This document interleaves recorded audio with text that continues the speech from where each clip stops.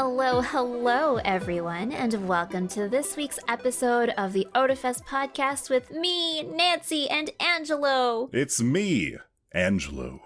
And still, suspiciously, no Jay.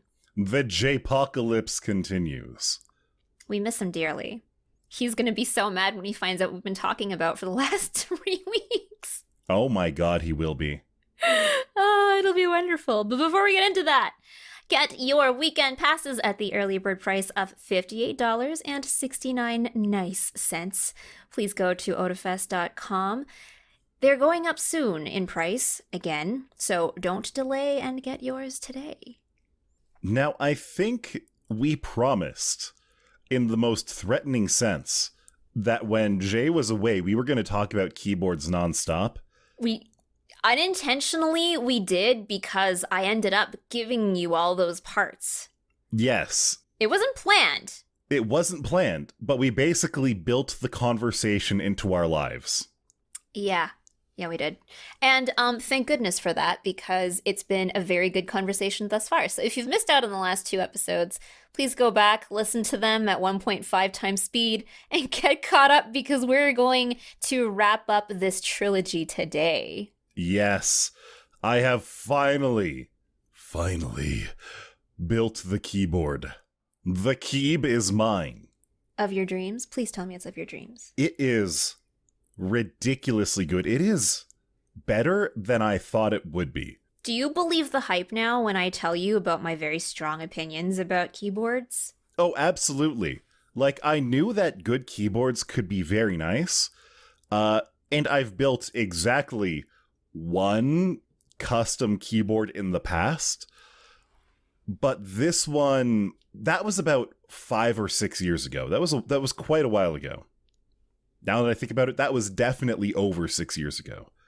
This one blows it out of the water in every single way. So, now, remind me, what kind of custom keyboard did you make previously? It was, I think the PCB was called an OK60. It was a 60% keyboard. So 60% size means that you have your number row at the top up to the backspace, and then it goes down to like your control at the bottom, and you have your regular QWERTY layout or whatever layout you like. No F row, no escape key, no print screen buttons, no insert or delete buttons, no arrow buttons, no number pad. So it was a nice small keyboard. And the main goal of it was to have a gaming keyboard that leaves more of your desk free for big ol' swings of your mouse in Overwatch or Valorant or anything else. Very fair. It used cherry browns, the gateway switch, which are a nice entry-level switch. Mm-hmm. I was actually quite happy with them. And the firmware was exceptionally extensible. You could do anything with it. It was crazy. I'm pretty sure you could install Linux on that thing if you wanted to. Unfortunately for you, the LED pattern on that keyboard wasn't enough of a resolution to install Doom on it and play there. Unfortunately not. Now, this new keyboard changes a couple things that I really like. The first thing that I love about this is that it has USB-C ports instead of micro USB. 2 of them. 2 of them, in fact. So you can plug it into the left side or the right side of the keyboard. Now, not only does that make plugging in the keyboard nicer, and quite frankly, having a replaceable cable on a keyboard is already a premium feature. Even on the old keyboard, I was happy with the mini USB that it had. But point remains, this one's newer, this one's nicer. I don't have to keep old cables around now. So it has USB-C. The case that I bought is so ridiculously heavy that it will not slide around on my desk at all. I feel like if I have to push the keyboard around, like I'm putting effort into this. You know, with some really lightweight keyboards, especially like your very lightweight plastic membrane Microsoft keyboards that you buy for $20 at the source. Oh, yeah. It's the free keyboard that you get whenever you buy, like, anything. If you are intensely gaming, if you are pressing W and running down the enemy, sometimes you'll be pushing your keyboard away from yourself. Oh, And yeah. that is exceptionally annoying. That will not be a problem with this thing. It feels No. like it weighs 10 pounds. I'm sure it's not exactly 10 pounds, but yeah, it's a hefty boy.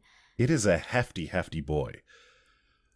Furthermore, the lighting on it. Okay, I understand that it's almost become a meme for computer accessories to have unicorn vomit RGB everywhere. It's true. I used to be, long ago, I used to be an RGB hater. I used to be like, oh, why would you spend so much money getting all these RGB fans and LED strips and controllers and keyboards and mice and power supplies and desks and desk mats and monitor backer. I used to think that if you had the money for that, put it into the performance of the PC so you get, ultimately, a much better computer. That's still a valid thing to do. That's still 100% valid.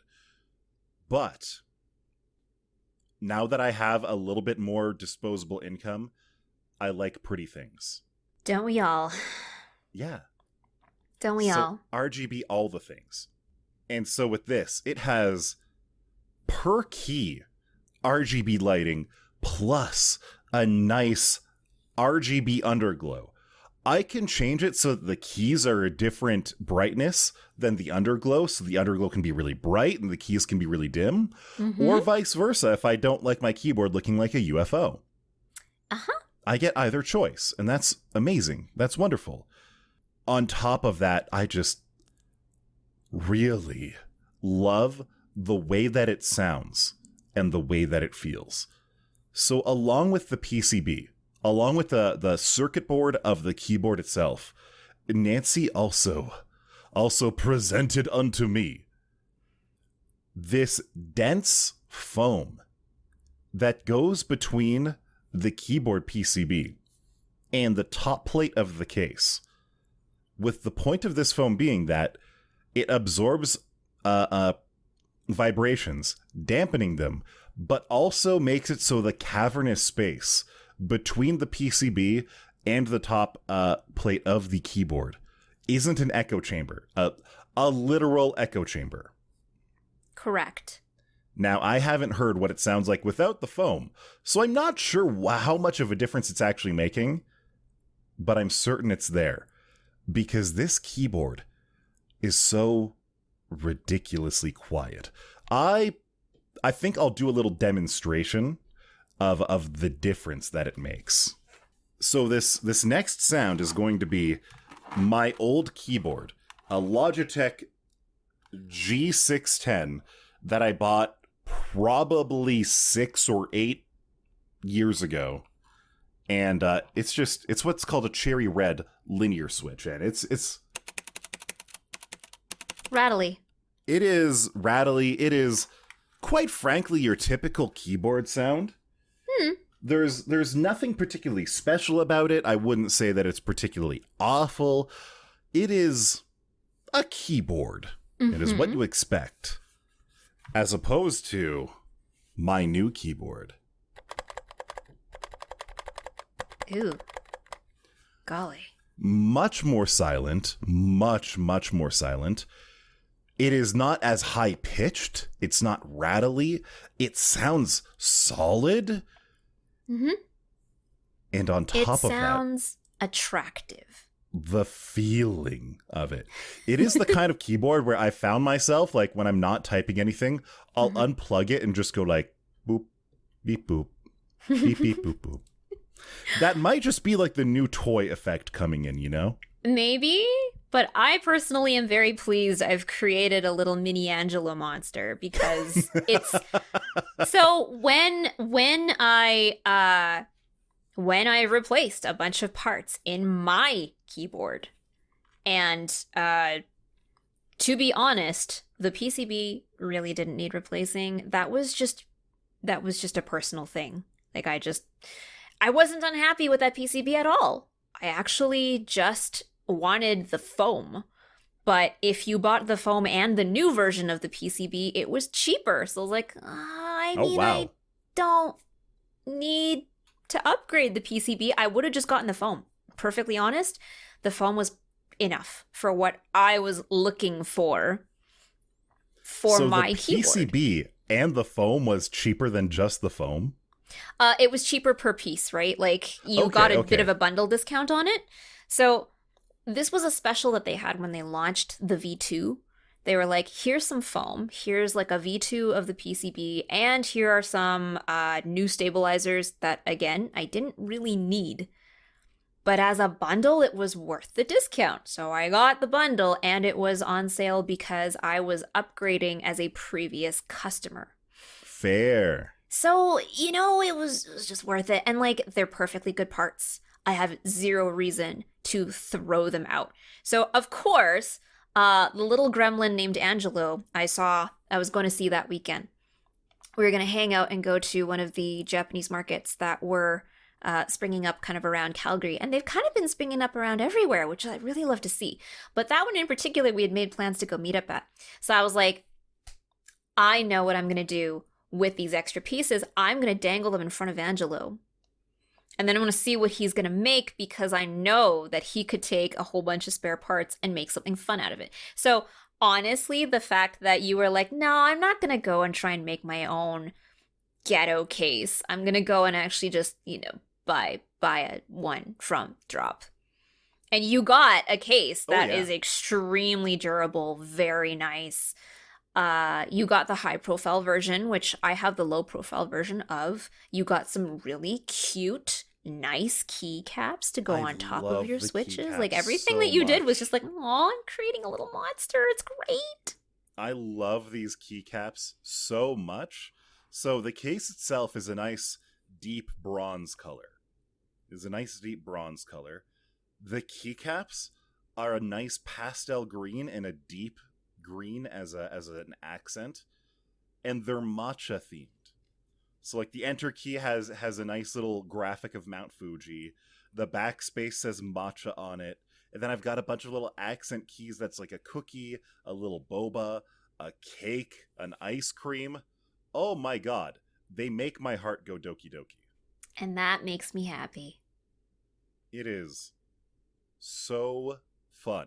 And of course, obviously, the main reason why I did all of this is for language learning, of course. It's Yes, got the full obviously. hiragana lexicon, alphabet, what would you call it? Character set on Is the it the legend of the hiragana one keyboard. or the katakana? It's hiragana.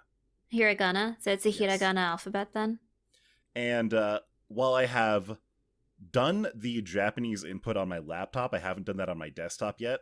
But Mm-hmm. as soon as I do, I can be typing up a storm in Japanese. I'll have no idea what I'm typing. I won't know what I'm saying. But goddamn, will I have fun typing it. It will sound and feel amazing. There is actually something to be said about using a keyboard that brings you that deeper level of joy. Oh, yes. For a little while longer, there are certain activities that I still need my other keyboard for, just because there's certain projects that I have where a lot of hotkeys are on the number pad. Mm, But once I get all things situated, I won't need that anymore. excellent. Yes. I look forward to full assimilation of all of your activities onto your new keyboard. Yes. It's a keyboard perfect for activities. Indeed. Look at all the sound and aesthetic for all these activities. Yes. Yes. But okay, so now you've completed this journey for a keyboard. It is now exactly how you like it. It looks great, it feels great, it sounds great. What are you going to move on to next? Are you going to Well, have you like see. a project hangover, or are you going to do something else? You see, Nancy, a battle station is never done. Hmm. A battle station is never complete. And by battle station, that is nerd lingo for your office desk, you understand. Yes, Nancy understands that. I'm telling you, the viewer, this. A battle station is never complete. So my mouse is broken. Okay, okay. We went from my keyboard is kind of janky. I wasn't really looking for an upgrade, but Nancy gave me all these parts and now I've made something wonderful out of it. And now we're going straight into my mouse is broken. Okay. My God. So this is just something that's funny. The mouse that I have, it's the Logitech G703. And I am really fond of this mouse. I like the way that it holds. It's wireless, but it's good. The battery lasts for a long time, and they give you a nice cable that will charge it and run it at the same time. It is, for the most part, a smartly made mouse. But this mouse has a problem, and it is such a big problem that this is now my second of the exact same mouse. And that is that after about 2 years of use, the scroll wheel will start skipping. So when you roll your scroll wheel, you feel that little bump. It goes up, it goes down. It's very nice. But when it doesn't go up, if you're trying to scroll up and it just hangs in the same area, or even worse, if you scroll up and it starts going down, what the hell is going on? It's so frustrating. It makes it a chore to use your computer. And it got so annoying that I eventually learned how to fix it. So in the first iteration of this mouse that I had to open it up. There's 4 screws on the bottom that I have to open up the mouse, disconnect the battery, and then unhook a ribbon cable so that I can get the top of the mouse separated from the bottom of the mouse. And with that comes the mouse wheel to what is called a rotary encoder. And that's just a thing that spins in a rotary fashion and encodes it for digital things. What happens is the wheel has a little axle that goes to the rotary encoder. And that axle has a hexagon shape to it. That makes it so when the axle spins, it brings the rotary encoder with it. Oh, so it's kind of like a really tiny Allen key. Exactly. Ah. And what happens is over time, just the tiny little tolerances grind that down to the point where it no longer catches in the encoder. Weird and bad. Very bad.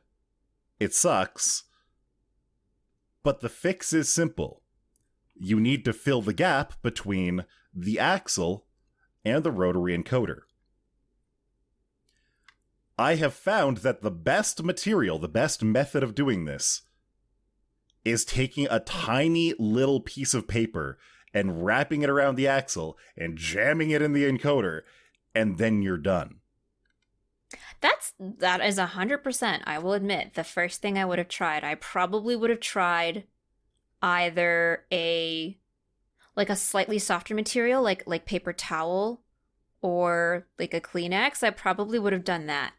Yes.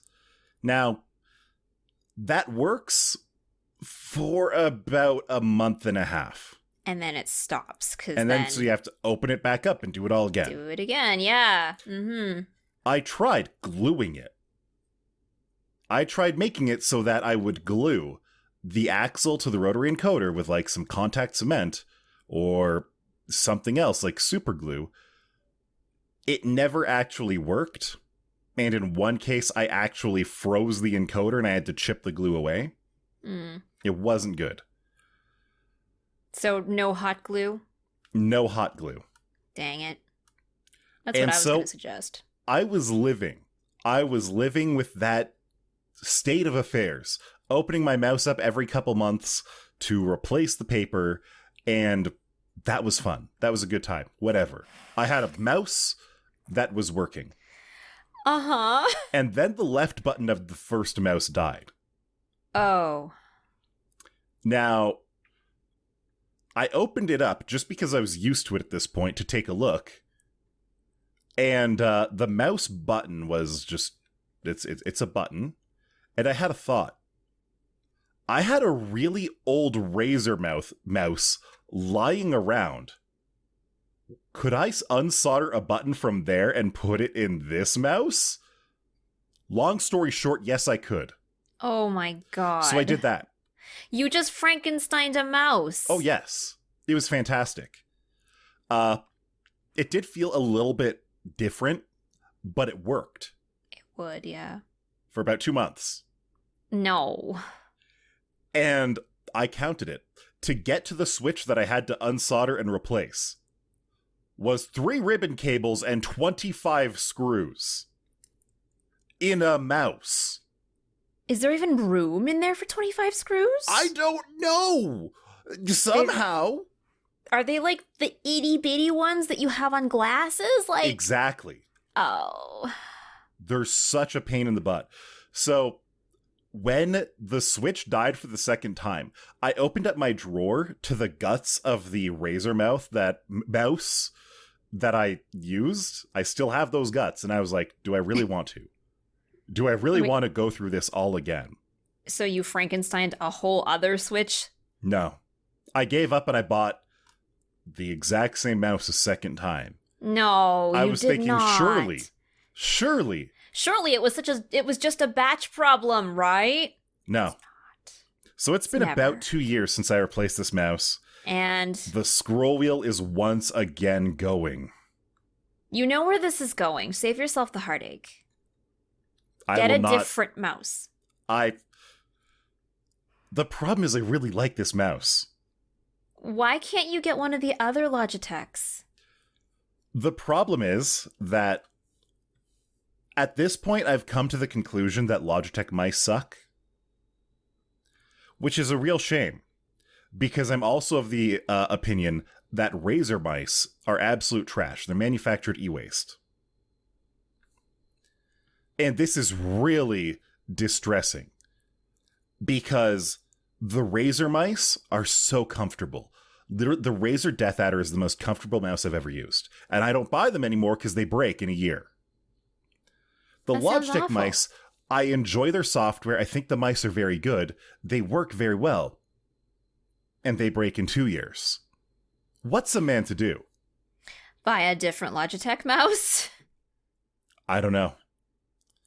I think what I need to do is go to like some going out of business, some business that has existed for 40 years, and I have to dig through their garbage, and I think I have to get like one of those Microsoft ball mice from the late 90s, early 2000s. I think those stopped being made around 2003 or 2004.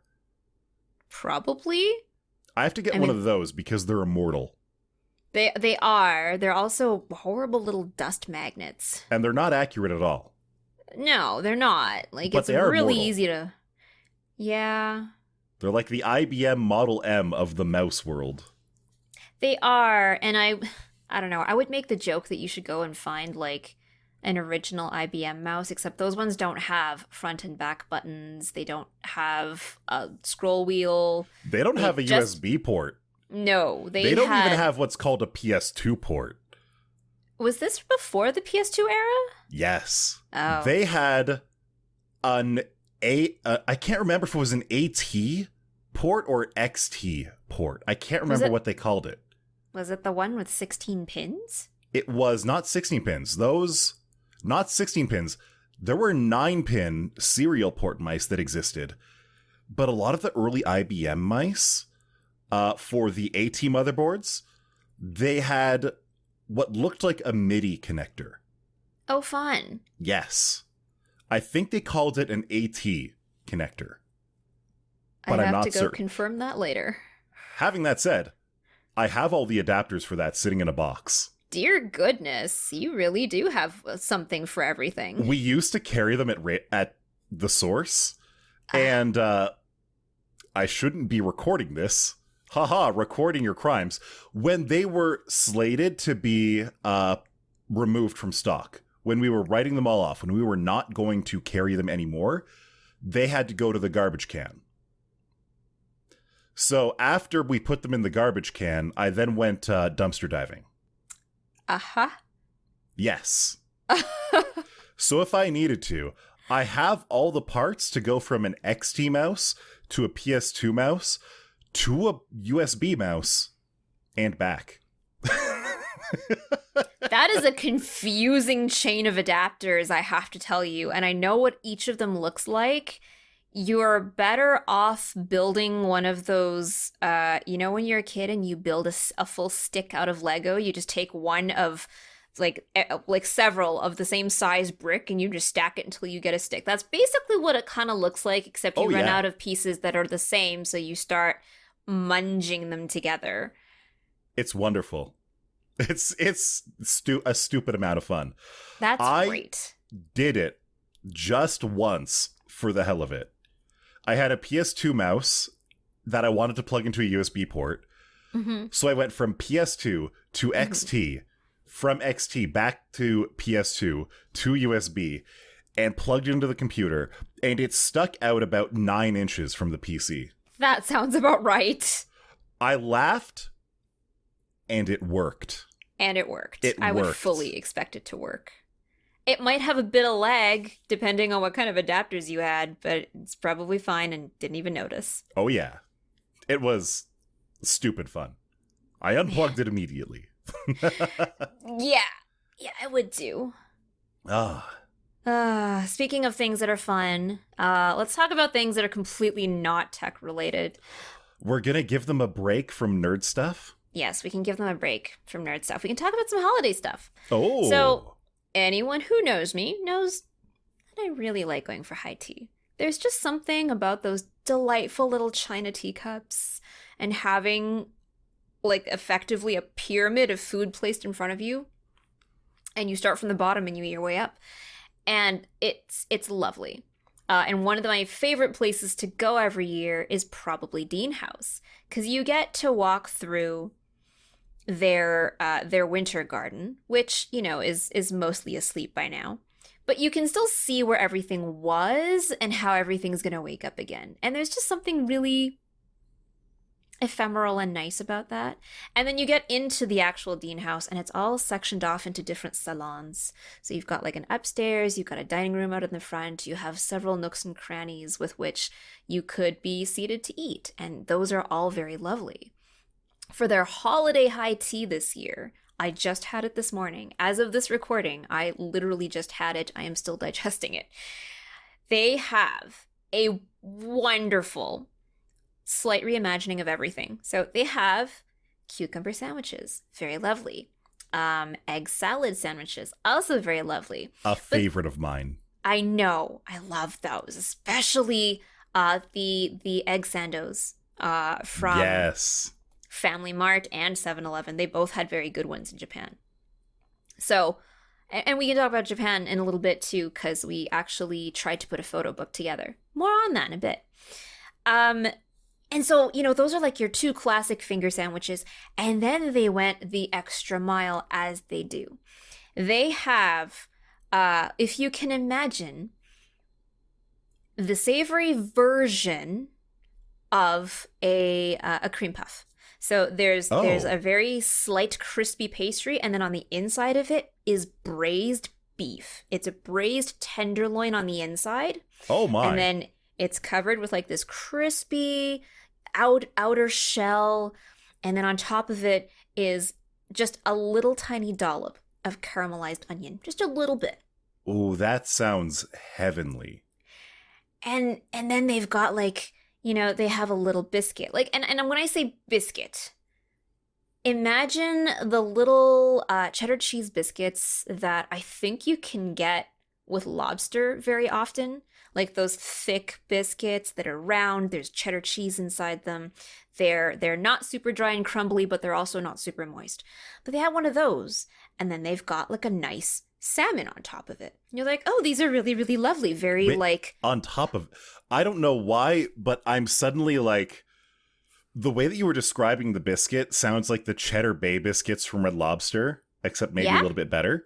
Yeah. But then you say the salmon on top of it, and I'm just thinking one of those Cheddar Bay biscuits with a giant chunk of salmon on top, like some westernized nigiri sushi. And that's That's kind of what I was thinking when I had it. I'm so delighted that Angelo came to that conclusion entirely separately from my experience, because that's exactly what I was thinking when I was eating it. I was eating it because they're all bite-sized. I pop it in my mouth and I'm just like, this is like a Western nigiri, because it's salmon on top, but it's obviously prepared in a very Western way. It's been shredded. It was pre-cooked. You know, they've added like a creamy sauce to it, so it's a bit more kind of like if you had tuna salad, but it's salmon. And it's delightful. It's lovely. It's fluffy. And then it's on top of this biscuit, and you're like, yeah, this is delightful. It's kind of like a Western nigiri. I can just imagine some salty, grizzly sailor in New England. He's just came home from his catch, and he's talking to his wife, and he's like, oh, you got those Cheddar Bay biscuits? Yes. I was watching the Japanese TV, and they take their nice starchy rice, and they put the fish right on it. I think that we could do that with our nice starchy biscuits. I don't know. It sounds so absurd. But I suppose it's weird to even compare it, because you could say it's closer to like bagel with lox. Yes. Bagel with lox also probably played a good, inspiration to it too, because it was like a very creamy salmon. It was kind of like, it was either mayo or cream cheese or something, but it was like a salmon mousse, I think is how they described it. Okay. But it was creamy, it was light, it was fluffy. It's like they took salmon and they whipped it with cream cheese. It was just, I love the thought of that. It's just, they have that, and then it's on like a big dollop of it, and then it's on top of a cheddar biscuit, and you're just like, I could have like 10 of these. Nice. And that would be dinner. And then, on the top layer of your little pyramid, you've got all the sweets, and I love that they've reimagined a lot of the flavors. So, for example, you get standard part of a lot of high teas, you get macaron. Oh, and wonderful. These ones they're candy cane shaped instead of round. They're green, and they taste of like a very genuine peppermint. Like they taste nice. Very minty. Like they taste almost like you're eating a mint leaf instead of just like the mint extract that you would find in candies and that you would find in like baked goods. I love that, especially if it was like peppermint as opposed to regular mint. Mm-hmm. I don't know, it just has that extra little kick in there. It's so nice. Yeah, and like I'm pretty sure it was peppermint. I was having a hard time deciding if it was spearmint or peppermint, but it was definitely one of the two. I'm guessing it's peppermint because it's candy cane shaped. Yeah. But like it obviously tasted like real mint. I love that. Then I recommend that you go. It's the difference that you can get like between eating like a candy or toothpaste. Toothpaste! And having like a mojito, No! It's like, let's compare a mojito with toothpaste. Well, one of those objectively makes your life better. Look, I've had people tell me they don't like mint simply because they don't like the way toothpaste tastes. And, like, to me, that seems like a very disjointed thing to think, because that's like saying you don't like orange because you don't like orange-flavored cough syrup. True, but, like, I'd like mint because toothpaste. Toothpaste tastes great. Toothpaste is not a very offensive taste to me. That doesn't mean that all people like the taste of toothpaste, but also you're not supposed to swallow it anyway. The only reason that I'm not just like taking a big swig of water, swishing it all in my mouth and swallowing it all at once is because that's literally poison. Yeah, don't do that. That's poison. Don't do that. Don't do that. Especially fluoride is great for your teeth and horrible for the rest of you. Yes, agree. That's why fluorides are rinses or in toothpastes, which are things that you spit out when you're done brushing your teeth. Exactly. Anyway, so that was one of my highlights. The other highlight that I'll point out from their delightful assortment of sweet things on the top tray was a homemade, well, I can't call it homemade. It's made in-house, let's say that. It's in-house made marshmallow. It's shaped like a cloud instead of your standard, like, these are marshmallows that you put in hot chocolate, for example. But they are flavored with cloves. Oh my god. And it is so freaking delightful. Like, I just bit into it and I'm like, I am not a marshmallow gal, but I stuffed the whole thing in my mouth. It was so good. The difference between, like, your store-bought marshmallows that you buy in a bag and you stuff all of them in your mouth at once playing Chubby Bunny. Yes! And, like, real fresh-made marshmallows is insane. They are incomparable. They are different sweets. I can't recommend this enough. Like, I was just so incredibly delighted by all of the choices that they put out. They also had, it was very misleading looking. They also had a sweet, and it's inside, it sits inside like a very miniature tart shell. And the outer dome of it looks like it's going to be red velvet because it's this deep sort of a maroony icing that's on the outside. But when you bite into it, it's actually cinnamon apples and a mousse. Oh, nani? Yeah, it was just like, it was delightful. Sounds amazing. This, like, every single thing that I had on that tray, I have zero complaints about any of it. Normally, I go for high tea and I'm like, oh, I like these the best. Some things I didn't care for, but I never hate anything, right? This is the best holiday high tea I've ever had. And I've been to a lot. That sounds so amazing. Like, I had dinner 3 hours ago. I don't need to eat anything for the rest of the night, but I'm hungry now. I feel it in my stomach. The pit of my stomach is just like, yes, I have developed ears and I'm hearing everything you're saying. The brain isn't in on this. The stomach is just demanding. What I'm hearing is that you are going to be secretly booking one of these for later. So Maybe. They do high tea on Fridays, Saturdays, and Sundays. And you can book for a reservation. It wasn't actually too hard to book for a reservation because their seating is so available. They have so many places to seat you. So a lot of the places I've been for high tea have very limited seating. So because Dean House has so many places to sit, and like even if you can't make it for high tea, just go for brunch. Their brunches are also amazing. Oh, damn. Mm-hmm. Am I hearing podcast brunch? Hell yeah. Sometime, maybe in the new year? Hell yeah. Brunches, Their brunches are, They have one of these, like, reimagined mac and cheeses that I just love. Oh. Yeah. Mac and cheese was actually kind of not mac and cheese. No, I'm stupid. I made grilled cheese for dinner, not mac and cheese. It's a baked pasta, and there's a lot of cheese and a lot of cream, and oh gosh, it's so good. Oh. Mac and cheese is one of those dishes that you can do in so many different ways that it is impossible to even imagine, but all I can say for certain is that it must be amazing. The beauty of mac and cheese is that you can use any cheese that you like. Of course. And it's gonna be amazing. You can even use different toppings or no toppings if you want. Exactly. There's this like very base, this is how you make a roux. This is how you make like a thick creamy sauce. And then you just change the cheese. You change the cheese. Melt different cheese or different ratios of cheese in it. Oh my gosh. Yeah, my personal favorite is Asiago, Parmesan, and a little bit of mozza.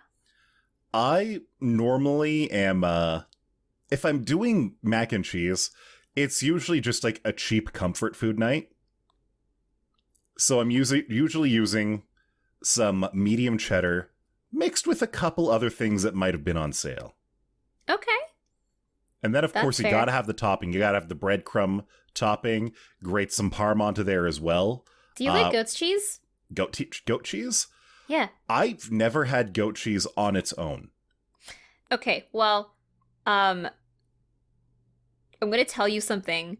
There is a black pepper goat cheese that you can get at any grocery store. Any grocery store. If you sort of just cut like a little chunk off of the end of like the little tube that you buy, and you put it as your topping before you spread breadcrumbs on top of your mac and cheese when you put it into the broiler for a few minutes. Chef's kiss. It is so good. Oh my god. I'll have to try that then. Ugh. I'll have to do that. So Next good. level mac and cheese is important. I guess there's going to be a cooking stream or something at some point. Yes. A mac and cheese off. Oh my gosh, could you imagine like a holiday friendmas? And what we do is we just all bring a different mac and cheese. I'd be down. This actually said like that on one hand that sounds like too much mac and cheese, but I don't think the phrase too much mac and cheese has ever seriously been said in the history of humanity. So if like, let's say 3 or 4 households had a friendmas together, and each household brings a reasonable amount of mac and cheese. Everyone has a sampling, and then they go back for their favorite, and then we also probably just have a salad on the side. That's probably fine. Well, the salad makes everything healthy, you see. Yes, exactly. Like, you may have just eaten 1.5 pounds of mac and cheese, but the tiny bowl of salad it makes it a healthy meal. Anything to balance out all the cream, butter, and cheese entering your bloodstream at this moment. Exactly. So they had gourmet mac and cheese. This begs the question, how is the tea? So when you go, they give you a full menu of the different teas that they have available. They have a large section of herbal teas, several of which I really, really wanted to try. They have 2 green teas, a strawberry fields and an imperial jasmine. And then they have a fair amount of black teas, which I think a lot of people usually gravitate towards for afternoon tea because that's just the traditional afternoon tea. They had a spiced chai. Oh. Would have been lovely with any single one of those sweet things that I had. I went for a flowery Earl Grey. Now, the flour that they're using is either a corn flour or something that just lends a bit of that, like, that sweetness, that aromaticness that flowers generally lend to a tea. But it wasn't like a strong tasting tea. It wasn't like, as identifiable as jasmine. It wasn't like a rose tea. It wasn't something that was really strong. So I suspect it was cornflowers. The flowery Earl Grey was amazing. Nice. Amazing. It was one of the smoothest Earl Greys I've ever had. There are many Earl Greys that you can buy that taste really good, but they tend to come off bitter if you oversteep it even by a little bit. This one is very well suited to be in a teapot because you're going to have your tea leaves in the pot. It's going to sit there because you can't fit the entire pot's contents in a single teacup. So you're going to be pouring yourself different cups, over the course of your high tea. But this one, very smooth.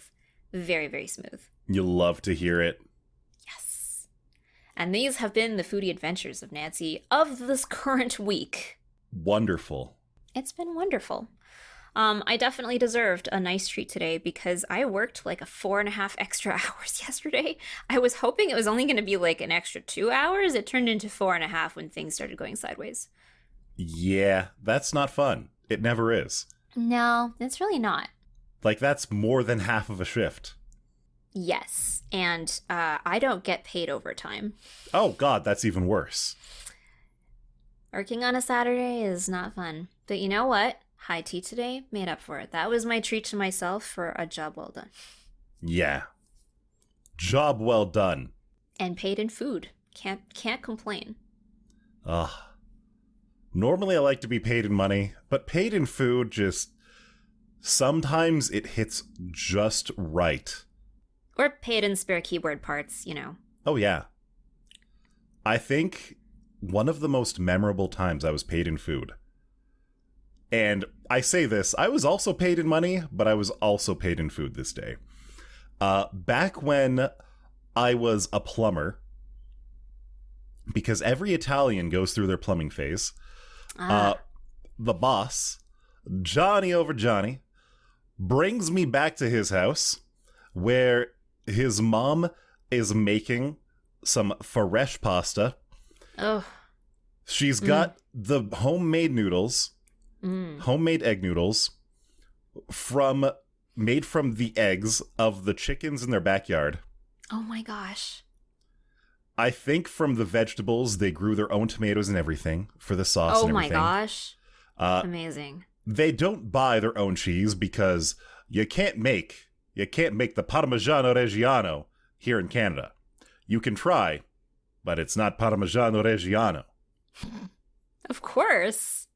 It was fantastic. I bet. That is the paid in food experience that I always remember.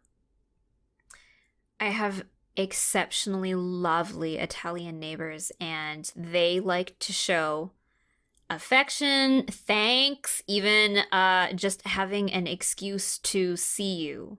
And they do all of those things through food. I'm fairly certain, a linguist could correct me on this, but I'm fairly certain that the main method of communication in Italy is food. Like, people say that, of course, words are only like 10% of the message. The other 90% of the message is tone or body language. No, in Italy, the majority of the language is food. The rest of it is just to add context. So I come from a Chinese household, and how you ask, how are you, is you ask, have you eaten yet? Nice. So that is the greeting. It's not, oh, how are you today? It's, have you eaten yet? Whether it's a phone call, whether it's a house call, it doesn't matter. That is how you greet anyone. That is so wonderful. I love that. It's delightful. And you know what's going to be delightful? Next week's podcast episode. Have you eaten yet? Have you eaten yet? Dear listener, bye-bye. Bye-bye.